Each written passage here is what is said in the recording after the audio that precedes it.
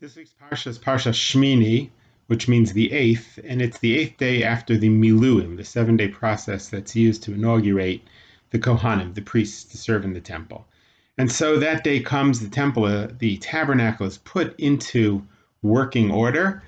The first sacrifice is put on the altar, a fire comes down, consumes it from heaven, and then everybody falls on their faces except for two sons of Aaron, Nadav and Avihu. They immediately bring a strange fire, the Torah tells us, some kind of incense in a way that they were not commanded to, being perhaps inspired. The same fire comes out from heaven, but instead of consuming the sacrifice, it consumes them. Moshe says to Aaron, Hu asher diber Hashem lemor, this is what God said, Bikrovai ekadesh, among those who are close to me I'll be sanctified, V'al pnecha la'am echaved, vayidom Aaron, and on the face of all the people I will be honored, and Aaron was silent. The Torah seems to want us to know that Aaron was silent, even in the face of the death of his two sons, which was a very perplexing death. I mean, indeed, they seem to have been doing the right thing. And in fact, Moshe tells Aaron, they were holier than us. It's so perplexing. Of course, I guess every death really is. But Aaron is silent. Rashi tells us that Aaron gets merit for being silent. Rashi says, what's the merit he got for being silent? Shenesiached imo hadibur, that God spoke specifically to Aaron in a few parshas hence. So it's interesting that speaking, communication, is the reward for silence in this case.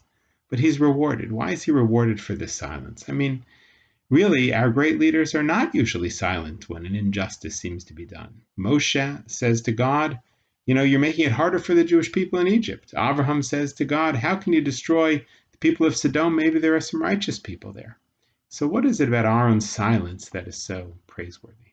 I think that there's a difference between silence, which in Hebrew is shtika, and another word for silence, which is what's used here, vayidom Aaron dimama. Silence, shtika, is as if there's something to say, but you don't say it. You're shotek. That's shtika. That's silence. But when there is nothing to be said, like an inanimate object is called a domain. It cannot speak. There's nothing to say. When there's nothing to be said, not just there's something to say, but you're holding back, when there's nothing to be said, that's vayidom. And I think that's what's happening here. In the face of a tragedy that makes no sense, Aaron is vayidom. There is nothing to say. We are at a time, today actually is Yom HaShoah. It is Holocaust Remembrance Day. And one of the great philosophers of the Holocaust said, if we were not in the Holocaust, there's really nothing that we can say about it. Some people lost their faith in the Holocaust, some people gained their faith, but we cannot judge either way. All we can do is to be silent. That really is, for many of us, because like the death of the two children of Aaron, it makes no sense. It is perhaps more perplexing than other forms of death, because it was so not just in its magnitude, but also in the type of Holocaust it was, unlike any other. And so in the face of it, we can't make sense of it. Those who try to, I think, are mistaken. I think that all we can do is like Aaron, vayidom. We can be silent. And that itself, perhaps, is praiseworthy. That itself is a kind of acknowledgement that God is there. And maybe that is enough.